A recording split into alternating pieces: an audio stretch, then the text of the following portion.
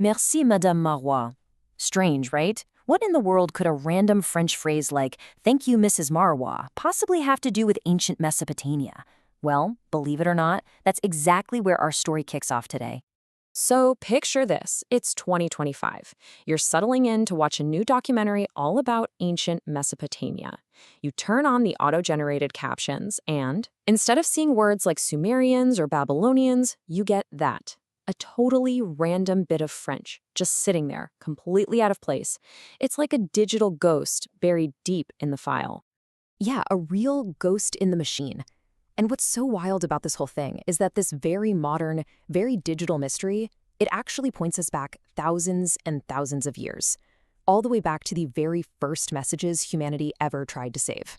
So let's get into it. This is the lost message, from clay tablets to corrupted code. Okay, so first up, we've got to unpack this digital ghost story.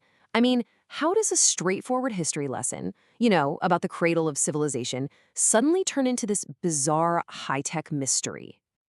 And we're not just talking about one little out-of-place phrase here.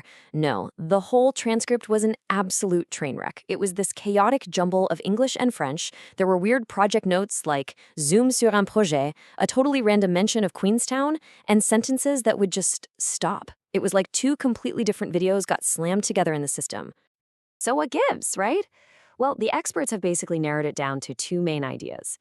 Theory number one is pretty straightforward, a classic technical glitch. The system just accidentally grabbed data from some other video, maybe a French news report or something, and just mashed it all together. The second theory, though, is a little more sci-fi. It suggests an AI translation test went completely off the rails, basically inventing its own weird, nonsensical language. But this whole mess brings up a really fascinating question. It's so easy to look at this and just write it off as a modern problem, right? A computer glitch, a software bug. But what if it's not? What if this digital mess is actually just the 21st century version of a problem humanity has been wrestling with for millennia? And to really get the irony here, the deep irony of this digital glitch happening to a video about Mesopotamia, we need to rewind. We have to go way back to the original broken texts and really understand what Mesopotamia's gift to the world truly was. And it all begins with this right here, cuneiform.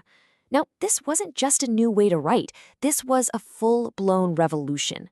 For the very first time in human history, we could make our thoughts permanent. We could make memory last. Scribes would press these little wedge-shaped reeds into wet clay, and suddenly they could record everything: laws, stories, history, the whole human experience. And wow, this idea took off. It just exploded across the ancient world. You had the Sumerians who came up with it, then the Babylonians used it to write down some of the first law codes ever. The Assyrians built these enormous libraries to store all this knowledge on tablets. And then the Persians helped spread written communication across their massive empire. This was literally the birth of recorded history. And that brings us right to the heart of it all, doesn't it? Clay tablets, corrupted code. When you boil it down, it is the exact same challenge. How do you preserve a message? The only thing that's changed is 5,000 years of technology. Just think about it for a second. For hundreds of years, when archaeologists unearthed these cuneiform tablets, they weren't finding perfect, pristine documents. No way. They were finding shattered pieces. They were cracked, faded, incomplete. You could have one single story scattered across dozens of broken fragments. It would take scholars years, sometimes their entire careers, just to piece one message back together. And isn't that exactly our reality today? The medium has changed, but the problem hasn't. Our broken message isn't a piece of clay, it's a corrupted file. Our missing fragments aren't lost shards, they're glitched out subtitles or a dreaded server error. All we've really done is trade one kind of fragility for another. You can literally draw a straight line from their problems to ours. Their shattered clay is our corrupted data. Their faded inscriptions, that's our missing subtitles. A lost tablet is just an ancient deleted file. The basic challenge, trying to reconstruct a whole idea from broken pieces, it has not changed one bit. This is the one thing that an ancient archaeologist and a modern data recovery expert have in common. Every fragment they find, whether it's a piece of baked clay or a single line of code, it's a clue. It's a piece of the puzzle. But it's almost never the whole picture. The full story, the complete truth, always seems to be just slightly out of reach. So, where does that leave us? What's the real lesson here? Well, if you look past all the glitches and the shattered tablets, there's actually an unbroken message, a deeper truth. And that is what Mesopotamia really teaches us. Because when you really think about it, the greatest gift from Mesopotamia wasn't a specific law code or a famous epic poem.